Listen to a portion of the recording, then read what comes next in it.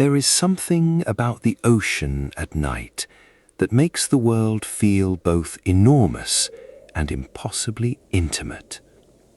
When you lie still and close your eyes and let the darkness gather around you, you can almost hear it.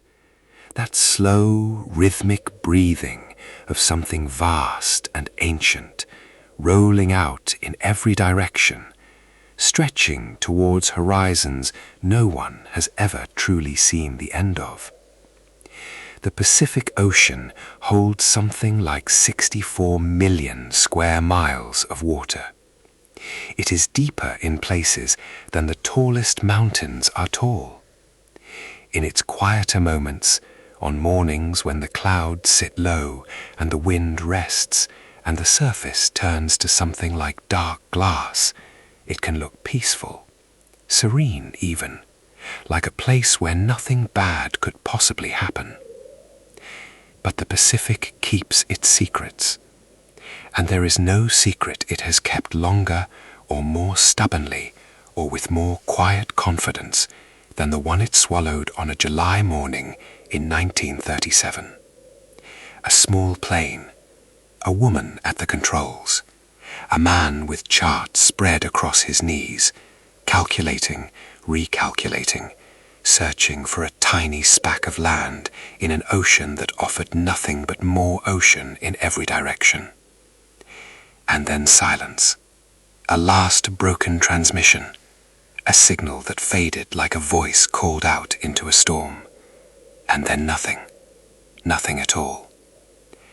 Her name was Amelia Earhart, and nearly 90 years later, we are still listening. The mystery of her disappearance is one of the most enduring in modern history. Not because the ocean is unusual for swallowing planes, it has done that many times before and since, but because the woman who vanished was not ordinary. She was remarkable in ways that people in her own time barely had the language to describe. She was bold and quiet in the same breath, fearless in the cockpit and thoughtful in the parlor. She wore her fame like she wore her leather flying jacket, comfortably, without too much fuss, as though it was simply something practical for the task at hand.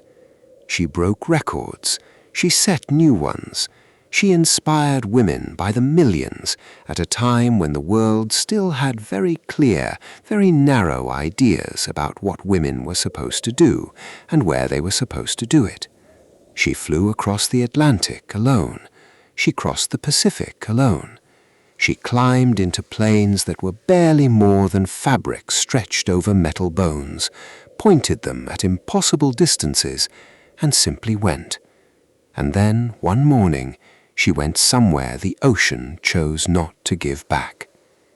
Tonight, we are going to follow her story from the very beginning, from a small town in Kansas, through the crackling air of early aviation, across oceans, through celebrity and ambition, and finally out into the blue silence of the Pacific, where her trail ends. We will move slowly. There is no hurry here. The questions have waited nearly 90 years. They can wait a little longer while we take our time with the telling. So settle in. Let the darkness soften around you. Let your body feel heavy and comfortable. Your breath slow and steady. There is nothing you need to do right now. Nowhere you need to be. Only this.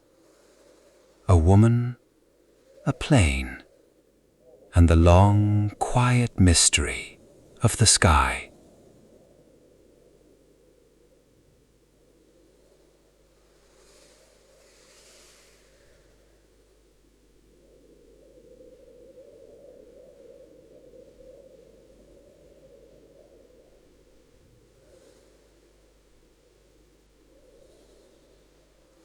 She was born on July 24, 1897, in the small town of Aviation, Kansas, on a hot summer day, with the plains stretching out in every direction and the Missouri River running broad and slow through the valley below.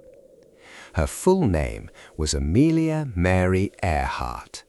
Her mother was Amy Otis Earhart, the daughter of a prosperous judge, a woman of fine breeding and quiet strength, who had, according to the gossip of the time, married somewhat beneath herself. Her father was Edwin Earhart, a railroad lawyer of genuine intelligence and warm intentions, who had one persistent, devastating weakness: alcohol. It would shadow the family for years. Amelia's early childhood was spent largely in the home of her maternal grandparents, Judge Alfred Otis and his wife Amelia, in Atchison. It was a grand Victorian house on a high bluff above the river, full of polished furniture and proper manners, and a kind of dignified stillness that the young Amelia spent considerable energy disturbing. She was not a delicate child. She was, by nearly every account, relentlessly curious, physically daring, and wholly uninterested in sitting quietly when there was something more interesting to be done. She climbed trees. She hunted rats in the barn with her younger sister Muriel. She built things. At some point during those early Kansas years, she and a cousin constructed a homemade roller coaster in the backyard, a track of wooden planks and boards nailed to a shed roof, steep enough to send whoever rode it shooting across the yard at a speed that alarmed the adults considerably. The first test run reportedly ended with Amelia tumbling off and landing hard in the dirt. She climbed back up immediately, announced that it needed adjusting, and rode it again. This detail, the fall, the getting up, the trying again, would come to define her entire life. Her grandmother tried to instill more appropriate interests. There were piano lessons, there were Sunday church services, there were careful instructions about how a young lady of good family should carry herself. Amelia accepted these instructions politely, and then went back to doing largely as she pleased. She was not rebellious in a loud way. She simply had a quiet, deep certainty about herself that made it difficult for anyone to reroute her for long. Her school years were complicated by her family's instability. After the grandparents died and left the family financially adrift, and after her father's employment problems grew harder to ignore, the Earhart family became nomadic. They moved from Atchison to Des Moines, to St. Paul, to Kansas City. Amelia attended, by some estimates, 6 different high schools in 4 years. At each new school she was the outsider, the new girl who dressed differently and spoke her mind, and showed up in class with obvious intelligence that she was not shy about displaying. She accumulated few close friends and a great deal of internal self-reliance. She graduated from Hyde Park High School in Chicago in 1916, and in her yearbook she was described, with a hint of bafflement, as the girl in brown who walks alone. It was not meant as a compliment. Amelia probably took it as one. By the time the United States entered the First World War, Amelia had enrolled at the Ogontz School in Rydal, Pennsylvania, a finishing school that was meant to prepare young women of good background for society. But in November 1917, she visited her sister Muriel in Toronto, and what she saw there changed her. The city was full of wounded soldiers, young men with missing limbs and hollow eyes, and the particular silence of men who had seen something they could not speak about. Amelia felt, in her own words, that she could not simply watch. She trained as a nurse's aide with the Red Cross and spent months at Spadina Military Hospital in Toronto, caring for men who had been broken by the war.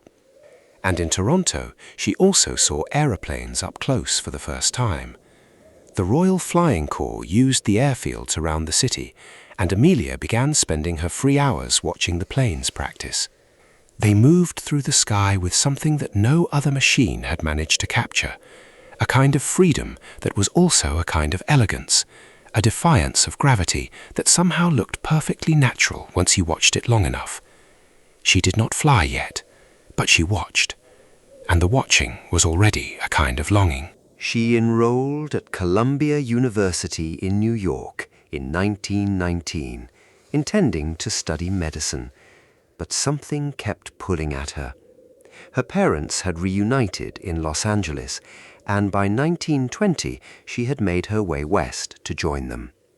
The city sat under that wide, light-drenched California sky, and the airfields outside of town buzzed with the noise of a world that was only just learning what powered flight could do. Amelia went to an air show in December of 1920, and a veteran pilot named Frank Hawkes took her up for a 10-minute flight. She was 23 years old. When the wheels left the ground, she later wrote, she knew immediately and absolutely that she had to fly. It was not a gentle realization. It was not a quiet interest or a passing fancy. It was the kind of certainty that reorganizes everything around it. She found a flight instructor, a remarkable young woman pilot named Anita Snook, and began taking lessons at Kinner Airport in Los Angeles in January of 1921. She was not a natural exactly. Learning to fly in the early 1920s was not a graceful process for anyone. The planes were small and temperamental, and the instruments were crude, and the sky was not always cooperative. But she worked at it with the same grim, cheerful persistence she had applied to everything else in her life. She bought her first plane in the summer of 1921, a bright yellow Kinner Airster biplane that she named the Canary. She was 24 years old. In October of 1922, she climbed the Canary to 14,000 feet, setting a world altitude record for women. She had been flying for less than 2 years. The girl in brown who walks alone had found the sky. And the sky, it turned out, had been waiting for her.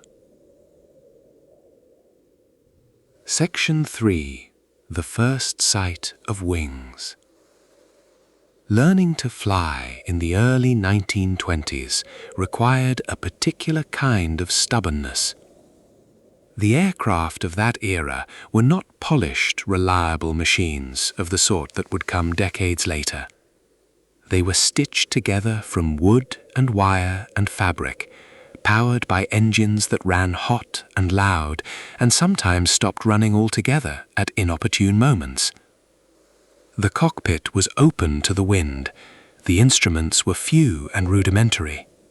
There were no autopilot systems, no sophisticated navigation aids, no ejector seats or parachute protocols built into the training.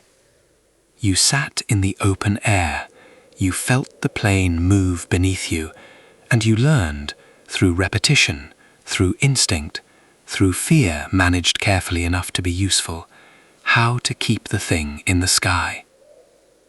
Anita Snook, whom everyone called Netta, was one of the few female flight instructors in the country of the time. She was practical, clear-eyed, and patient, and she recognized something in Amelia that was worth cultivating. Amelia was not naturally graceful in the air. She was intense and determined and sometimes overconfident, prone to pushing forward when a more cautious student would have pulled back. But she absorbed information hungrily, asked good questions, and never gave any indication that fear was going to be the thing that stopped her. Amelia's early years of flying were funded partly by her own labor. She worked various jobs as a filing clerk, as a photographer's assistant, as a truck driver's assistant in a gravel company, and eventually as a social worker at a settlement house in Boston, Massachusetts, after the family moved again. Through all of it, she flew when she could. She scraped together money for fuel and hangar fees and the small repairs that old aircraft always needed. She did not have financial backing or wealthy sponsors at this point. She had only determination and a cheerful willingness to work for what she wanted. In 1928, everything changed.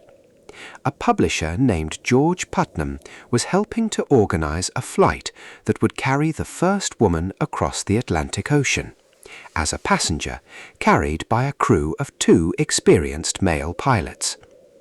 The flight organizers wanted a woman of the right sort, educated, articulate, photogenic, someone who could represent the achievement to the press with intelligence and poise. A mutual friend suggested Amelia. She was interviewed. She was selected. She was deeply ambivalent about the terms of the arrangement, understanding clearly that she would be little more than cargo on the flight, a sack of potatoes, as she later described it herself. But she accepted because the alternative was watching from the ground. On June 17, 1928, Amelia Earhart flew across the Atlantic Ocean in a Fokker trimotor piloted by Wilma Stoltz and Louis Gordon. The flight took 20 hours and 40 minutes. When they landed in Buryport, Wales, Amelia had not piloted the plane for a single moment of the crossing. She had kept a log. She had looked out the window at the sea. She had mostly tried to stay out of the way. The world did not much care about those particulars.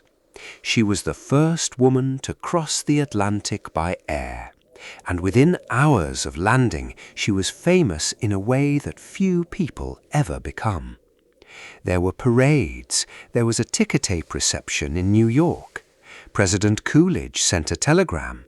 The newspapers ran her photograph on the front page, called her Lady Lindy, a reference to Charles Lindbergh, who had made his own solo transatlantic crossing the year before, and turned her into an instant icon of American ambition and feminine achievement. Amelia was gracious about the attention and privately uncomfortable with the credit. She knew what she had and had not done. She said repeatedly in interviews and in writing that Stultz had done the real work, that she had simply been a passenger, that she intended to earn someday the acclaim she had been given prematurely. George Putnam, who had organized the flight, began managing her public career. He was efficient, ambitious, and clearly charmed by her.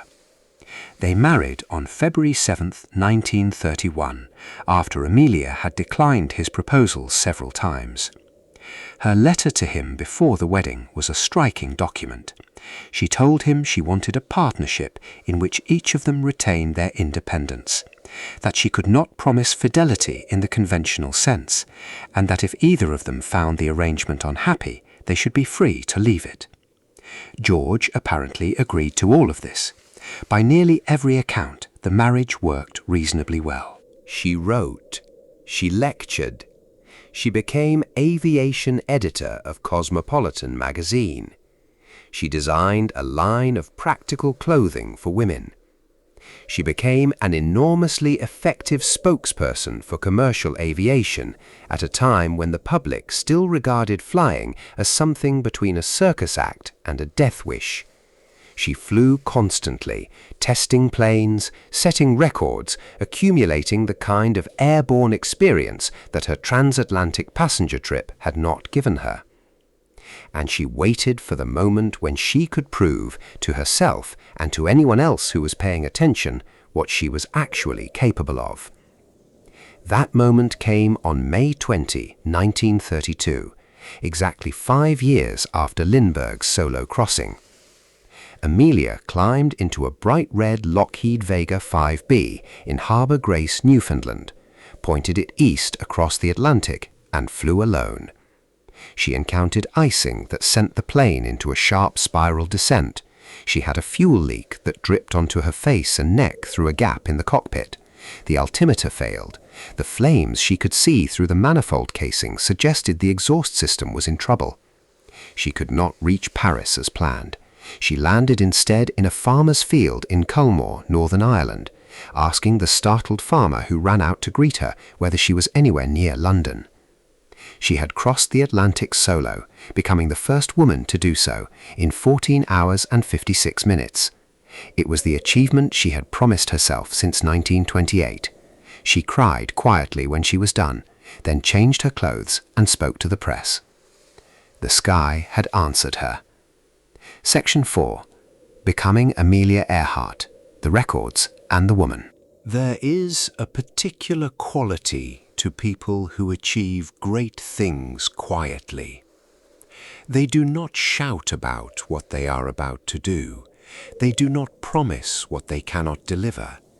They simply gather themselves in private and then do the thing, and the world catches up to them a few moments later, slightly breathless. Amelia Earhart was this kind of person. After the 1932 Atlantic solo, her career entered a phase of remarkable productivity. She was not content to rest on the crossing. She did not understand the concept of resting exactly. She went back to work. She set more records. She planned more flights. She pushed further and further into the territories of aviation that no woman had entered, and some that no person had entered. In January of 1935, she accomplished something that was in many ways even more technically impressive than the Atlantic solo. She took off from Wheeler Field in Honolulu, Hawaii, alone in her Lockheed Vega, and flew 2,408 miles across the Pacific Ocean to Oakland, California. The Pacific solo. Men had attempted it and died. Airlines had decided it wasn't yet safe to attempt. The flight required 18 hours over open ocean with no landmarks, no radio navigation to speak of, and the constant possibility that an engine problem in the middle of those miles of empty water would simply mean the end, without rescue, without witness. She completed it in about 18 hours, landing to a crowd of several thousand at Oakland Airport. She was the first person, not the first woman, the first person to complete a solo flight from Hawaii to the mainland. A few months later, she flew solo from Los Angeles to Mexico City. A few months after that, from Mexico City to Newark in a single non-stop leg. Between 1930 and 1935, she set 7 women's speed and distance records across a variety of aircraft. She flew in air races. She demonstrated new planes for manufacturers who were eager for her endorsement. She was not simply famous, she was genuinely technically accomplished, a pilot whose skills were respected by other pilots, regardless of what the public thought of the celebrity surrounding her. She was also, throughout this period, a deeply committed advocate for women in professional life. In 1929, she had been among the founding members of the 99s, an international organization for women pilots, named for the 99 women who signed the first charter. The organization still exists today, still active, still bearing the number she helped choose. She argued publicly and persistently that women were not natural passengers in life any more than they were natural passengers in aviation. She spoke to women's colleges, to civic organizations, to newspaper editorial boards. She wore her feminism lightly, but carried it seriously. In 1935, Purdue University in Indiana offered her a position as a visiting faculty member, acting as a career counselor for women students and technical advisor to the Department of Aeronautics. She accepted. It was, among other things, an opportunity to be taken seriously as a thinker about aviation's future, not simply as a flyer of remarkable flights. Purdue was generous to her. They funded a special research aircraft, a brand new Lockheed Electra 10E, through a grant that became known as the Purdue Flying Laboratory Fund. The Electra was an advanced aircraft by the standards of 1936. Twin engines, enclosed cockpit, space for a navigator and basic radio equipment. Range, when properly fueled, of somewhere around 4,000 miles under favorable conditions. It was, compared to the open cockpit planes she had learned in, extraordinarily sophisticated. It was also the plane she would disappear in. At Purdue, surrounded by young women who looked at her with something close to reverence, Amelia began to think seriously about one last defining flight. Not another crossing, not another record in the narrow sense, something larger, something that had not been done by anyone, man or woman, in the particular way she was imagining it. She wanted to fly around the world at the equator. The idea was not entirely new. Other pilots had circled the globe before her. The U.S. Army Air Service had organized the first around-the-world flight back in 1924, taking 175 days with 4 planes and an army of support. Wiley Post and his navigator had completed a solo circumnavigation in 1931, but no one had followed the equatorial route, the longest possible path around the Earth, tracing the belt of the planet where the distances are greatest and the weather is least predictable and the overwater stretches most demanding. And no woman had ever attempted any circumnavigation at all. She told George Putnam, she told the people at Purdue, she began to plan. Section 5, The Last Great Ambition, Planning the World Flight. There is a moment in every great undertaking when the idea transitions from something you are considering into something you are committed to, when the preparation becomes so concrete and detailed and extensive that turning back would feel more like an act of destruction than an act of prudence. Amelia reached that point sometime in 1936, and from there the world flight consumed her. The planning was enormous. The equatorial route covered approximately 29,000 miles, not quite the full circumference of the Earth at the equator, because the starting point in Oakland, California was not on the equator, but close enough that the flight would cover more distance over open ocean than any previous circumnavigation had attempted. The route would take her east from Oakland to Miami, then down through South America, across the Atlantic to Africa, over the vast width of Africa to the Indian Ocean, across to India, through Southeast Asia, down through Australia, and then across the Pacific, the final and most dangerous leg, with a planned stop at tiny Howland Island before the long flight back to Hawaii and then home. The hardest part of the route was obvious to anyone who looked at a map. The Pacific was the problem. The jump from Lae, New Guinea to Howland Island was 2,556 miles of open ocean with almost nothing in between. No landmarks, no alternate airports, no emergency landing options of any kind. Howland Island was and is a tiny coral atoll, barely a mile and a half long and half a mile wide, lying flat on the surface of the ocean, with no trees, no distinguishing features, and no reason for existing, except that it happened to be in the right place geographically for a refueling stop. Finding it from 2,500 miles away, using the navigation technology of 1937, was the equivalent of threading a needle in a dark room with your eyes closed.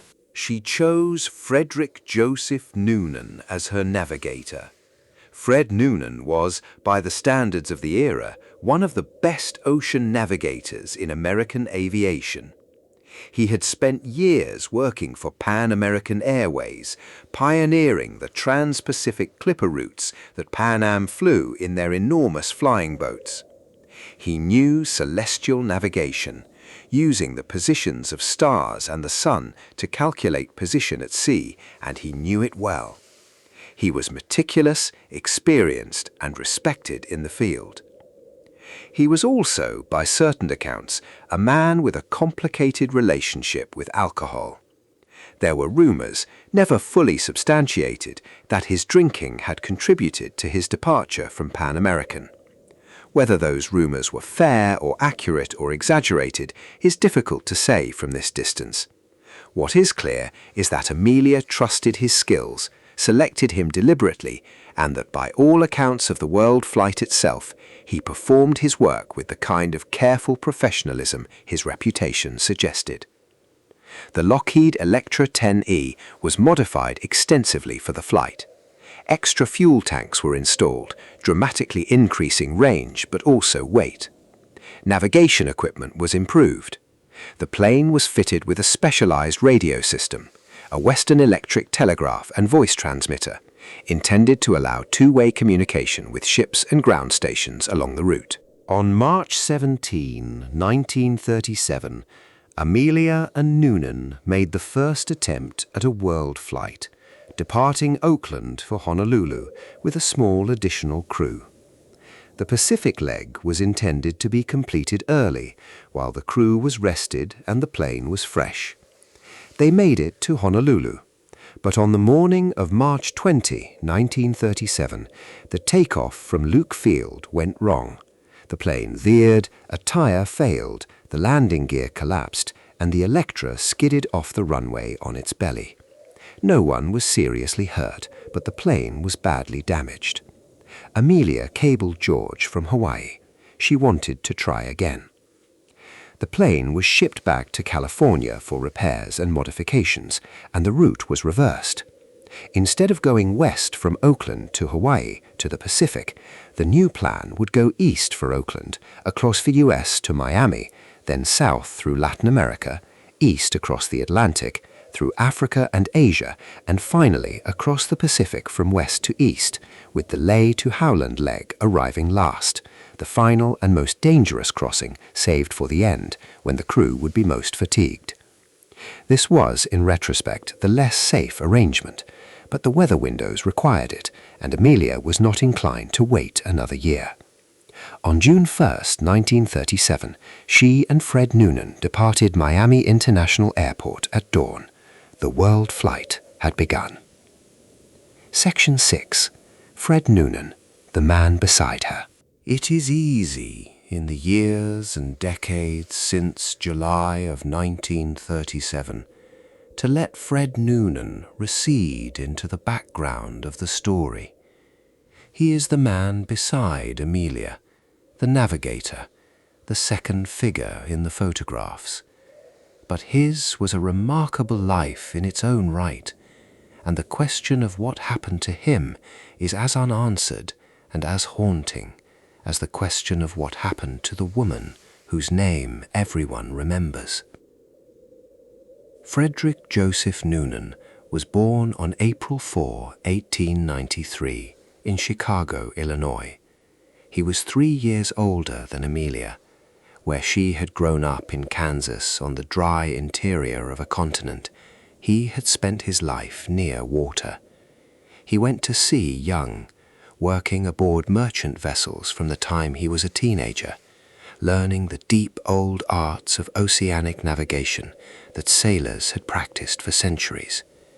He became skilled at celestial navigation, the practice of using a sextant to measure the angles between the horizon and the sun, moon, or stars, and then using published tables of astronomical data to calculate one's position on the surface of the Earth. It is important to understand how celestial navigation works, because it is central to what happened on the final flight. A navigator using a sextant can determine latitude, north-south position, with considerable accuracy by measuring the altitude of the sun at its highest point in the day, or by measuring known stars at night. But longitude, east-west position, requires a precise knowledge of the exact time, because the Earth rotates and the stars move relative to the horizon as the Earth turns. If your chronometer is wrong by even a few minutes, your calculated position can be off by miles. In a plane flying at 150 miles per hour over open ocean, miles translate very quickly into fuel burned and island missed. Noonan became an early aviation navigator when Pan American Airways launched its trans-Pacific flying boat service in the mid-1930s. The China Clipper routes, carrying passengers in enormous, beautiful flying boats from San Francisco to Manila and beyond, were engineering and navigational achievements of the first order, and Noonan helped establish them. He charted the routes, developed the procedures, trained other navigators. He was, in his professional element, exceptional. Whether he was still at his best in July of 1937 is a question that cannot be answered with certainty.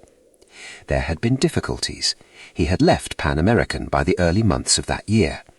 He had married a woman named Mary B. in 1935, and by all accounts he was devoted to her and working hard at the sobriety that his new life required.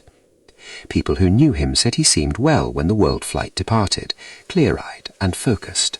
Amelia's own assessments of Noonan in the letters and dispatches she sent along the route were warm and professional. She praised his work. She noted his skill. The two of them established an effective partnership in the cockpit, she at the controls, he at the navigation station behind her, communicating through notes passed forward because the engine noise in the Electra made spoken conversation impractical. What exists of his final days is a patchwork of radio logs and official records. His last known position was beside Amelia in the Electra as it taxied down the runway at Lae, New Guinea on the morning of July 2nd, 1937. He carried his charts and his sextant and his chronometers. He was ready. He was never seen again. Section 7. Oakland to New Guinea. The world almost conquered. The flight east began on that June morning in Miami, and it went for many weeks with a rhythm that was exhausting and beautiful in almost equal measure. Miami to Puerto Rico to Venezuela, Venezuela to Paramaribo in what was then Dutch Guyana, down the shoulder of South America, across the broad mouth of the Amazon Delta, where the jungle ran up to the edge of the water in an unbroken wall of green, to Fortaleza, on the easternmost point of Brazil, jutting out into the Atlantic like a fist extended toward the African coast. Across the South Atlantic. This leg, 1,900 miles from Natal, Brazil, to Dakar in Senegal, was the first of the great over-water crossings on the new route, and Amelia completed it without significant incident, landing in Africa with the plane intact and the team in reasonable shape. The world's newspapers tracked her progress, printing dispatches that she filed by telegraph when she could, and occasional radio messages when she couldn't. The public was following. Then across Africa, Dakar to Gao in Mali, Gao to Fort Lamy in what is now Chad. The Sahara below, impossibly vast, impossibly empty. The sand the color of old gold under the afternoon light. There were mechanical problems along the way, an instrument replaced here, fuel adjusted there, the constant small repairs that long-range flight demanded in an era when every component of an aircraft was still being worked out in practice by the people actually flying. To Khartoum, to Massawa on the Red Sea coast, then across the Red Sea to Karachi in what was then British India. Amelia wrote that the crossing of the Red Sea was lonely and strange, flying over the dark water with the lights of the Arabian Peninsula to one side and the lights of Africa to the other, the plane's shadow invisible somewhere below on the surface of that ancient sea. From Karachi east through India to Calcutta, to Rangoon, to Bangkok, to Singapore, to Bandung in Dutch East Indies, now Indonesia, to Darwin on the northern coast of Australia. The Australian leg was rough. Mechanical difficulties with a direction-finding instrument forced a delay in Bandung that stretched the schedule. Amelia and Noonan spent several days on the ground in Bandung while Dutch mechanics worked on the problem, sleeping in a hotel room and watching the news come in from the outside world and waiting for the part that would make the flight possible again. They arrived in Lae, New Guinea on June 29, 1937. They had been traveling for 29 days and had covered approximately 22,000 miles. The remaining leg, Lae to Howland Island, the 2,556-mile Pacific crossing, would be the most demanding of the journey. But they had flown 22,000 miles without the plane breaking down fundamentally, or either of them breaking down personally, and there is every reason to believe that as they rested in Lae and prepared for the final crossing, there was a real sense that they were within reach of it, within reach of completing something that had never been done. The people of Lae remember them, the airfield staff who helped fuel and service the Electra, the radio operators who checked equipment, the local residents who watched from a distance as the famous American Aviator and her navigator made their preparations. There are photographs from those final days in Lae, Amelia in her flying suit, squinting against the bright New Guinea sun, looking at the camera with an expression that is impossible to read at this distance. Is it confidence? Is it fatigue? Is it something she was not willing to put into words? The photographs keep their counsel. On the morning of July 2nd, 1937, at approximately 10 o'clock local time, Amelia Earhart and Fred Noonan climbed into the Electra, ran through their pre-flight checks, and took off from Lae into a clear morning sky. The plane lifted from the runway with the weight of full fuel tanks pressing hard against the wings, and climbed slowly into the heat. The ground crew watched it go. The radio operators noted the time. And the Pacific opened before them. Section 8. The Last Transmission, Lae to Howland. There is a loneliness to the open ocean that no amount of preparation truly prepares you for. You can study maps until you could draw them from memory. You can calculate distances until the numbers feel as familiar as your own address. You can rehearse radio protocols and practice celestial sightings and plan contingencies with the patience of someone who understands that preparation is a form of hope. But then the land disappears behind you, and the ocean spreads in every direction to the horizon and beyond, and there is only the sound of the engines and the feeling of the air moving around the plane, and the map suddenly feels like a very small piece of paper in a very large room. The Electra flew northeast from Lae.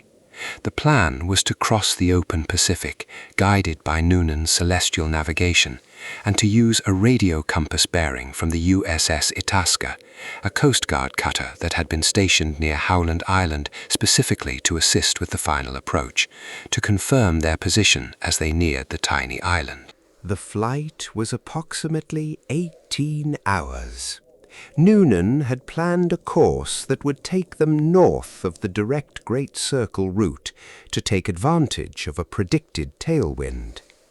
He would take celestial sightings, measuring the positions of stars and the sun with his sextant, to periodically check their position and adjust course.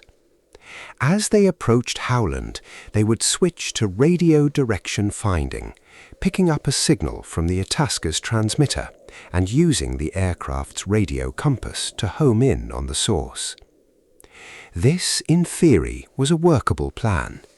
In practice, it encountered problems at almost every stage. The first problem was the Electra's radio equipment. There were issues with the trailing wire antenna, a long wire that was meant to be deployed from the plane in flight and which gave the radio system better directional capability.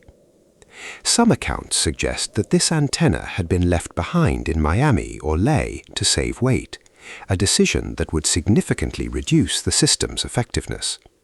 Without it, the plane's radio direction finding capability was substantially degraded. The second problem was frequency. The Itasca was monitoring several frequencies, and there was some confusion arising from miscommunications during the planning process about which frequencies Earhart would be using and when. The Coast Guard crew on the Itasca heard Earhart's transmissions, but not clearly, and Earhart, for her part, apparently could not hear the Itasca's responses to her calls. The two parties were both transmitting and both listening, but on something like parallel tracks that never quite intersected. The third problem was the weather. Clouds had moved in over the area around Howland Island, scattering the horizon and making visual identification of the island extremely difficult from altitude. The clouds created dark shadows on the ocean surface that could be mistaken for land and could also obscure land from above. The fourth problem, and perhaps the most fundamental, was that Howland Island is extraordinarily small. It is a flat coral atoll, barely a meter above sea level at its highest point. From altitude and distance, finding it without precise navigation guidance is like trying to find a grey tile on a grey floor in a grey room with imperfect lighting. Even the best navigator, using the best instruments, operating under the best conditions, would find it challenging. Noonan was navigating with instruments that were adequate for 1937 standards, under conditions that were not ideal, in a plane whose radio system was not performing at full capability. The Itasca began its first radio watch at 2:45 in the morning of July 2.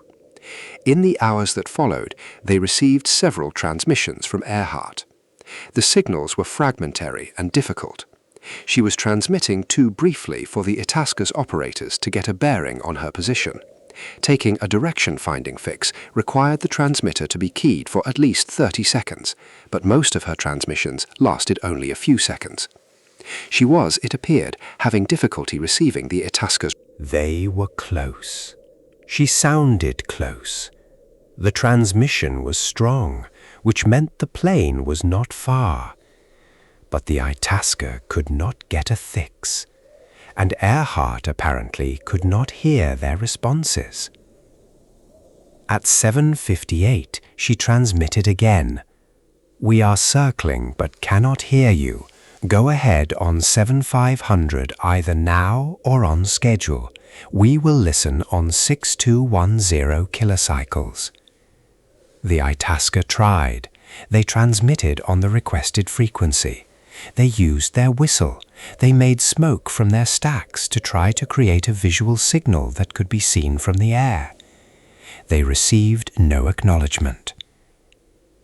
Then, at 8:43 in the morning, came the final transmission from Amelia Earhart. It was strong. It carried the particular urgency of someone who has run out of time for anything but the essential. "We are on the line of position 157-337. We'll repeat this message. We will repeat this message on 6210 kilocycles. Wait. Listening on 6210. We are running north and south." And then silence.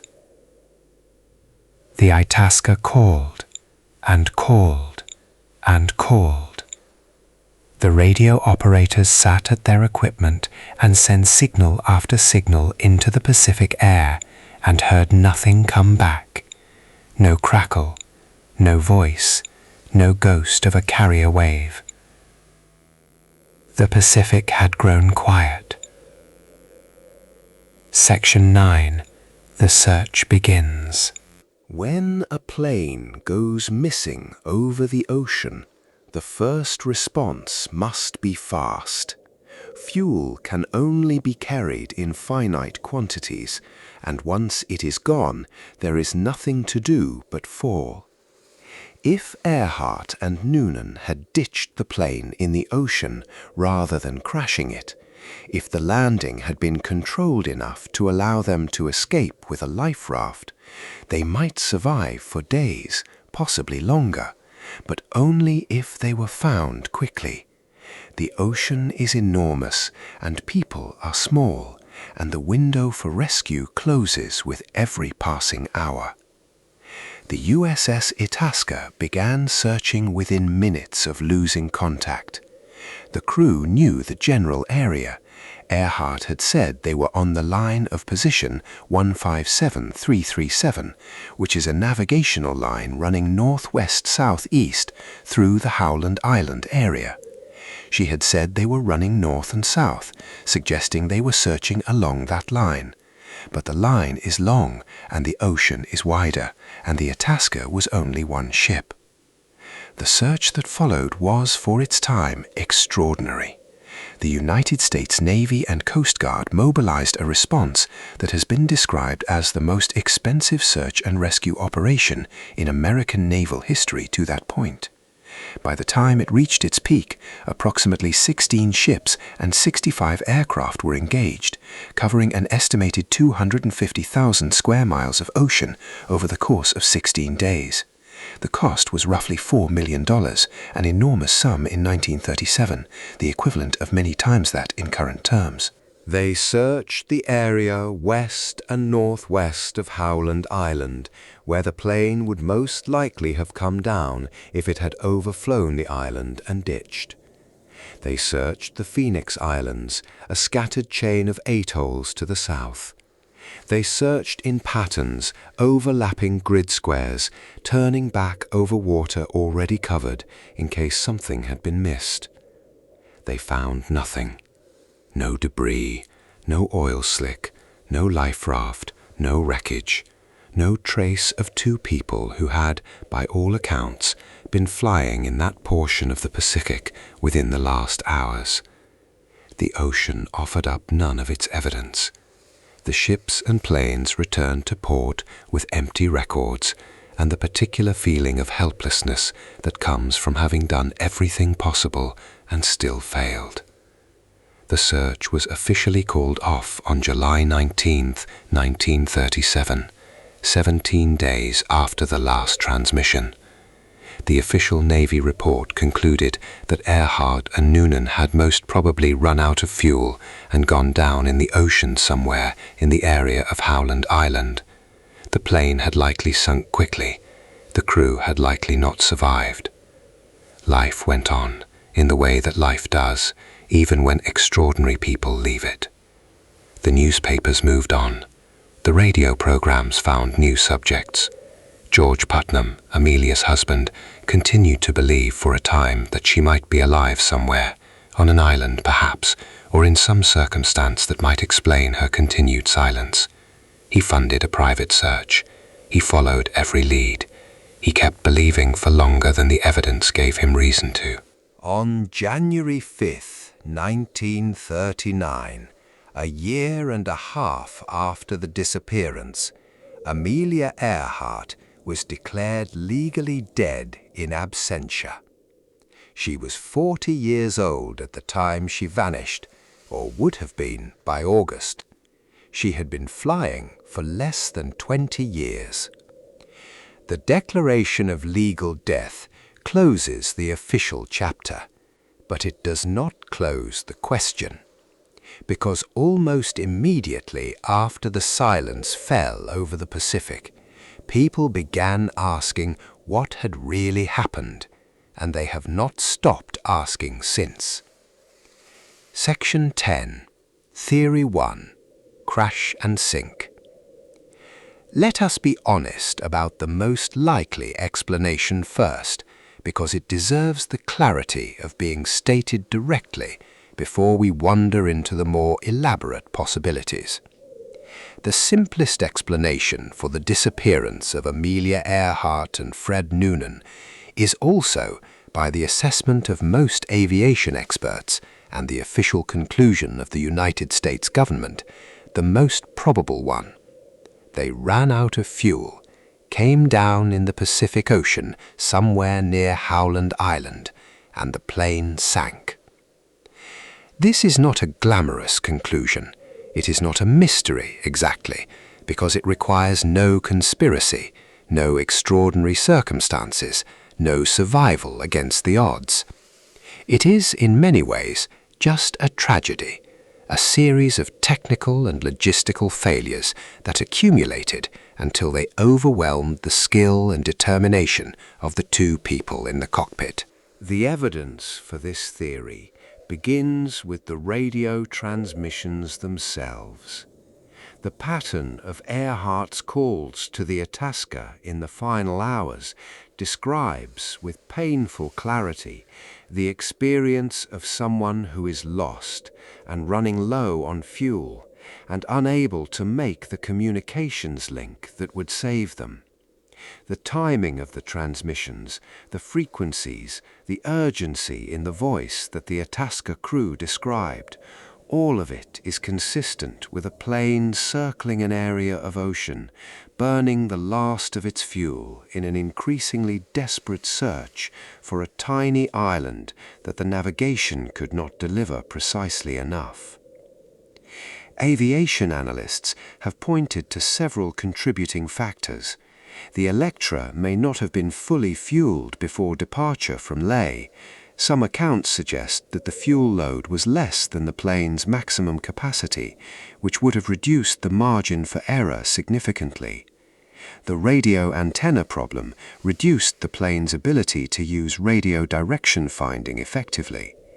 Noonan's celestial navigation, however skilled, could accumulate small errors over the course of an 18-hour flight that might place their final position several miles off target, which, when the target is an island barely a mile and a half wide, is the difference between finding it and not. There is also the question of what the search found and did not find. If Earhart had managed to land on an island and survive even briefly, it seems reasonable to expect some evidence, a distress signal, some visible mark on the ground, something detected by the planes and ships that covered the area intensively for more than 2 weeks. The complete absence of any such evidence is more consistent with a plane that went down in deep water than with one that landed somewhere accessible. In 2024, a company called Deep Sea Vision, led by a former US Air Force pilot and entrepreneur named Tony Romeo, deployed an underwater search vessel in the waters northwest of Howland Island. They had used declassified navigation data and modern analysis of the 157337 line of position to identify a search zone at a depth of roughly 16,000 feet. Their survey identified a sonar anomaly approximately 160 kilometers west of Howland Island, at that extraordinary depth, with a shape and dimensions that their researchers said were consistent with a Lockheed Electra 10E. The finding was reported in early 2024. It has not been independently verified. Reaching an object at 16,000 feet of depth is extraordinarily difficult and expensive, and the resolution of sonar imagery at that depth is not sufficient to make a definitive identification from the shape alone. Rocks can look like planes on a sonar screen. But if the anomaly is indeed the Electra, it would settle once and for all the question of what happened to Amelia Earhart. She ran out of sky. The ocean took what remained. This is the explanation that requires the fewest assumptions, the simplest chain of events, the most ordinary kind of ending for a story that had been anything but ordinary. But it is not the only explanation people have considered. Section 11. Theory 2. The Castaway of Nikumaroro. There is a line. It is a navigational line drawn on the surface of the Pacific Ocean. A line of position that Amelia Earhart called out in her final transmission. She said they were on the line 157-337. This means a line running from 157 degrees in one direction to 337 degrees, northwest to southeast, passing through the area near Howland Island. This line, extended southeast from Howland, passes directly through a small coral atoll called Nikumaroro, then known as Gardner Island, roughly 350 miles from Howland. Nikumaroro was uninhabited in July of 1937. It is a low, flat atoll in the Phoenix Islands, about 7.5 kilometers long and 2.5 kilometers wide, ringed by a coral reef on the ocean side, and with a shallow lagoon on the interior. There are coconut trees. There are land crabs, enormous ones, the kind that can crack a coconut shell with their claws. There is no fresh water. There is the rusting wreck of a British merchant ship, the SS Norwich City, that ran aground on the reef in 1929 and has been there, slowly dissolving, ever since. The theory that Amelia Earhart and Fred Noonan landed on Nikumaroro and survived there, at least for a time, as castaways, is the work of many years of investigation, led primarily by Rick Gillespie, the founder of an organization called TIGAR, the International Group for Historic Aircraft Recovery. Gillespie began investigating the Earhart disappearance in 1988 and has since conducted 11 expeditions to Nikumaroro, assembling a body of circumstantial evidence that is by turns intriguing and frustrating in its incompleteness. The theory runs as follows. After failing to find Howland Island, Earhart and Noonan, rather than circling the area until the fuel was gone, turned southeast along the 157-337 line, the line they had already identified as their position, and flew until they found land. The only land in that direction, within range of whatever fuel they had remaining, was Nikumaroro. The reef is flat and hard in places, potentially usable as an emergency landing strip. The plane could have come down on the reef, the crew could have survived, and they could have established a camp and waited for rescue. The evidence assembled in support of this theory includes several items that are individually suggestive and collectively tantalizing, though none is definitively conclusive. In 1940, a British colonial administrator named Gerald Gallagher was working on Nikumaroro as part of a project to settle the island with colonists from the Gilbert Islands. While surveying the southeastern end of the atoll, he found a partial human skeleton. The bones had been badly damaged by land crabs, but there were 13 bones, plus a skull. Near the bones, Gallagher found the sole of a shoe that appeared to be a woman's shoe of American manufacture, consistent with the style of the late 1930s. He also found a Benedictine liqueur bottle, a box that had held a nautical sextant, and evidence of a small campfire.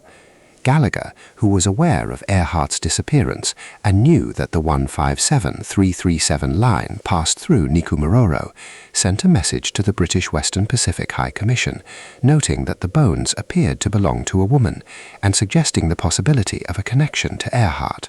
The bones were sent to Fiji for analysis. A doctor there named D.W. Hoodless examined them and concluded in 1941 that they belonged to a short, stocky male, not a woman. The bones were subsequently lost. They do not exist today. This should, logically, have ended the theory. But in the late 1990s, a historian named Peter Macquarie discovered the original Hoodless report and measurements in the archives of Kiribati. And in 2018, a forensic anthropologist at the University of Tennessee named Richard Jantz reanalyzed those historical measurements using modern computerized methods.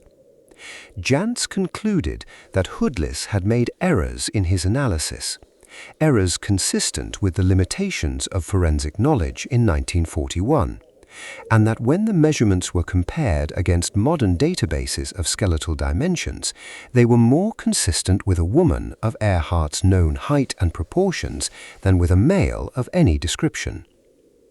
This finding does not prove that the bones were Earhart's. The original bones are gone and cannot be tested for DNA. Other experts have disputed Jantz's methodology and his conclusions, but it introduced genuine uncertainty about what Hoodless had found, and it revived the Nikumaroro hypothesis with new energy. TIGAR expeditions to the island have found other items. A jar of freckle cream of a brand consistent with the late 1930s, found in an area that matches where the castaway camp appeared to have been. Fragments of aircraft aluminum from a location on the reef. A heel from what appeared to be a woman's shoe. The evidence is partial, circumstantial, and complicated by the fact that the island was occupied by settlers between 1938 and 1963, who would have brought their own possessions and debris. In December 2025, CNN reported that new expedition planning was underway by multiple groups, with the island's potential aircraft wreckage in the lagoon and on the reef as the primary target. The question of what Gallagher found in 1940 continues to anchor the debate. If Earhart and Noonan landed on Nikomararo, they would have faced a desperate situation. No fresh water, enormous land crabs that could strip bones in hours, no way to signal rescuers except fire, and even fire might go unnoticed on an atoll whose smoke could blend with clouds. The Navy search did include Nikomararo in its scope, but the records suggest that the examination was not thorough, a brief flyover rather than a sustained investigation. A castaway camp of a southeastern tip might well have been missed. Gallagher, the administrator who found the bones, died of a tropical illness on the island in 1941 at the age of 24, before learning the result of the analysis in Fiji. He took what he knew with him. The island kept what it kept. Section 12. Theory 3. Japanese capture. Every great mystery eventually attracts a theory that speaks more to the anxieties of its historical moment than to the evidence at hand. For the mystery of Amelia Earhart, that theory is the spy story. The premise is this. Amelia Earhart was not simply flying around the world for the record. She was on a secret mission for the United States government, tasked with photographing Japanese military installations on the Pacific islands that Japan had controlled since the First World War. The Marshall Islands, the Caroline Islands, the Marianas, as her route took her near those waters. When her plane went down, she was captured by the Japanese military, interrogated, and either executed or died in captivity. Her famous disappearance was, in this telling, a cover story for an intelligence operation gone wrong. This theory has been popular in American culture for decades. It has generated books, documentary films, and even a major television special in 2017 that attracted considerable attention before being substantially debunked. The 2017 special, which aired on the History Channel, featured a photograph purportedly showing Earhart and Noonan on a dock in the Marshall Islands in Japanese custody. The photograph was compelling television. It was also, within days of the broadcast, identified by a Japanese blogger as having been published in a Japanese travel book in 1935, 2 years before Earhart's disappearance. The photograph had nothing to do with Earhart. This kind of episode illustrates the fundamental problem with the Japanese capture theory. It depends almost entirely on anecdotal testimony and misattributed evidence, and it has consistently failed to survive contact with serious scrutiny. The most basic objection is this. If the US government knew that Earhart had been captured by Japan, the diplomatic and political consequences would have been enormous. The two countries were already in a period of severe tension in 1937, and the revelation that an American spy had been operating in Japanese territorial waters would have been an international incident of the first order. There is no serious evidence that any such incident occurred in any diplomatic record from either government. More specifically, there is no credible evidence from Japanese sources, and there has been considerable research into Japanese military and colonial records from the Pacific in the 1930s of any captured American female aviator. Japan was a country that kept meticulous records of its administrative activities in the Pacific territories. If Earhart had been taken into Japanese custody, there would be a paper trail. Researchers have looked. They have not found one. There are eyewitness accounts of varying credibility and provenance from Marshall Islanders and others who claim to have seen a white woman with short hair in Japanese custody in the late 1930s. These accounts cannot be dismissed entirely, but they exist in a space where verification is impossible and where the power of suggestion over memory is well documented. People who knew of Earhart's disappearance, who were asked whether they had seen an American woman, could in good faith report seeing someone who matched a general description without that person having been Earhart. The spy theory satisfies a certain emotional need. It gives Earhart a more dramatic ending than simply running out of fuel over an empty ocean. It makes her disappearance a sacrifice rather than an accident, a death with meaning rather than a mechanical failure. These are appealing narratives, but appealing is not the same as true, and the evidence for the Japanese capture hypothesis remains, after decades of investigation, fundamentally insubstantial. She was almost certainly not a spy.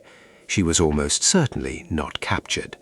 She was a pilot trying to find a small island in a very large ocean, and the ocean did not cooperate. The signals were taken seriously enough that the Navy and Coast Guard documented them. There were reports from Navy ships, from Coast Guard stations, from amateur radio operators in California and elsewhere. A girl in Florida named Betty Klenk claimed to have heard a woman's voice on a radio receiver, giving fragmented messages that she interpreted as coming from Earhart and describing being stranded on an island with a wounded companion. She kept notes which she preserved and which have been studied by later researchers, including Tygar. The notes describe a voice speaking in fragments. The signals were taken seriously enough that the Navy and Coast Guard documented them. There were reports from Navy ships, from Coast Guard stations, from amateur radio operators in California and elsewhere. A girl in Florida named Betty Klenk claimed to have heard a woman's voice on a radio receiver, giving fragmented messages that she interpreted as coming from Earhart and describing being stranded on an island with a wounded companion. She kept notes which she preserved and which have been studied by later researchers, including Tygar. The notes describe a voice speaking in fragments, references to a man who was injured, references to latitude and longitude that are fragmentary and impossible to fully verify, references to heat and thirst and the noise of something metallic. Whether Betty Klenk heard what she thought she heard, and whether what she heard was actually Earhart, is impossible to determine with certainty. Radio signals from that era were notoriously unreliable, subject to skip propagation that could carry a signal thousands of miles in ways that made its origin impossible to determine, subject to atmospheric conditions that could make a signal appear when it came from nowhere or from somewhere entirely unexpected, subject to the human tendency to find meaning in noise when the stakes of meaning are high enough. Tygar researchers have argued that some of the post-loss signals are consistent with transmissions from the Electra, that the plane, if it had landed on Nikumoro's reef largely intact, would have had functional radio equipment for a time, powered by the engines if they could be started, or by the battery if they could not. The idea is that Earhart, having landed safely, was transmitting for help while the plane was still on the reef, before the tides or the surf destroyed it. The signals in this interpretation are not ghosts. They are evidence of survival, brief fragmented, and ultimately unanswered. The Navy's official assessment of the post-loss signals was skeptical. The signal pattern was inconsistent. The quality was poor. Some of the reports came from people whose equipment and expertise were unreliable. The official conclusion was that the signals were not genuine transmissions from the Electra. But the signals have never been fully explained. They remain in the record, logged, documented, unresolved. They are part of what makes this mystery feel so persistent. Most aircraft that disappear over the ocean disappear cleanly. The signal stops and there is nothing more to say. Earhart's case is different. There were, or seemed to be, echoes, whispers in the static, a voice that may or may not have been hers, calling from somewhere that no ship could find. Whether those calls were real or the product of the human need to find signal in noise, they did one thing definitively. They kept people searching. They made the disappearance feel, to those who heard them, less like an ending than an unanswered question. And unanswered questions, as anyone knows who has ever lain awake in the dark, turning one over in their mind, have a way of staying with you long after everything else has quieted. Section 14. The Woman Behind the Mystery.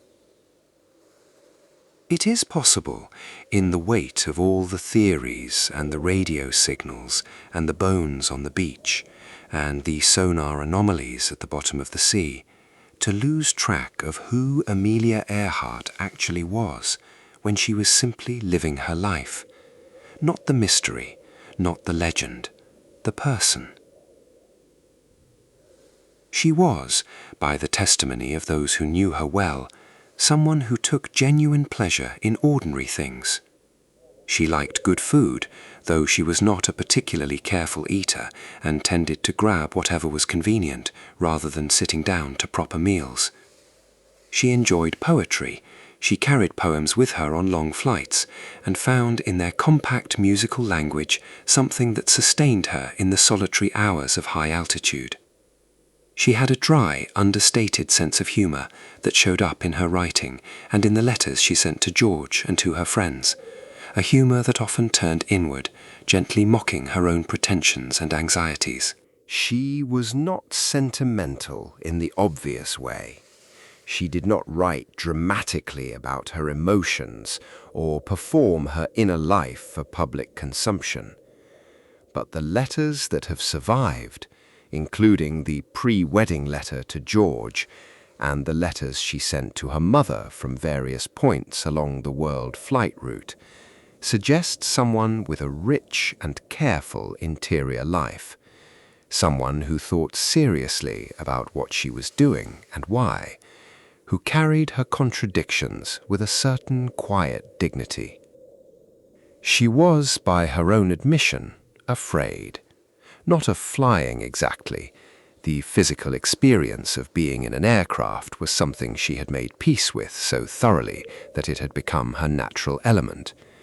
But afraid of failure.